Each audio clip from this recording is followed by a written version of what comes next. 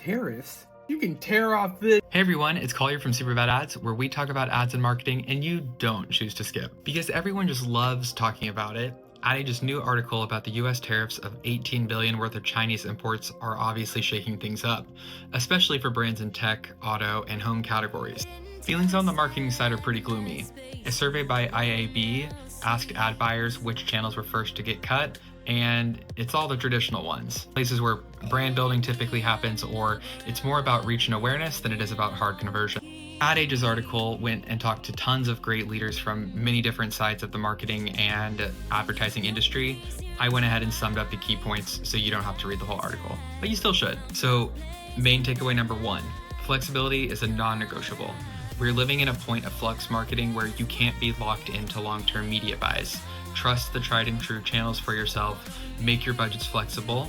Small businesses would be trapped or in a tough situation if they're locked into long out-of-home billboards, places that they can't remove or pull their money out quickly, or with partners that have long exit windows. So build infrastructure that allows you to pivot quickly. The second thing is performance marketing is going to be back on top.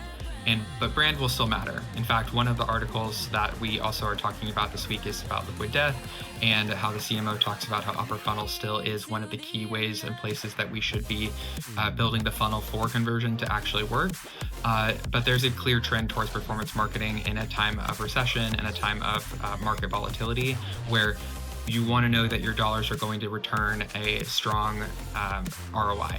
So this doesn't mean abandon your brand building, but make sure that your bottom of funnel, your middle of funnel are maxed out before putting that money back up. Number three, consumer sentiment is shaky. So speak with empathy, especially in a time where people are watching their wallets and they're going to only really want to spend with the people they trust and that they really like and feel that they're aligned with.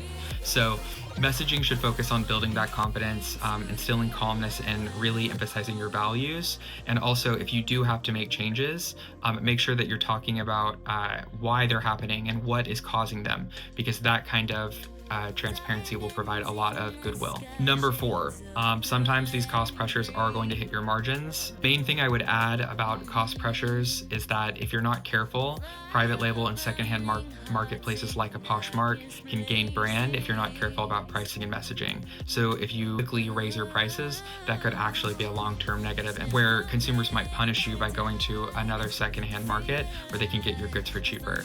So if you raise prices, make sure you explain it and focus on quality. If people are paying for a high quality good, they're going to have more tolerance for an increase, especially one that they understand why it happened. Number five is really about smarter media buying and vendor scrutiny. A lot of big brands have looked to traditional processes like upfronts, where they buy a ton of inventory at the beginning of the year and they basically use it over the course of the period that they purchased it. But they're moving away from these really bloated and complex kind of single buy style approaches and looking back to these inventory vendors who are outcome based.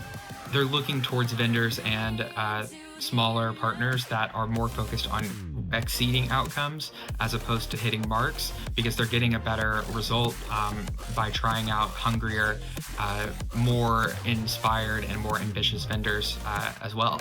So I would expect to see more of a shakeout where people who are lean, performance focused get more of the budget, and people who are maybe fluffier get reduced or pulled out altogether.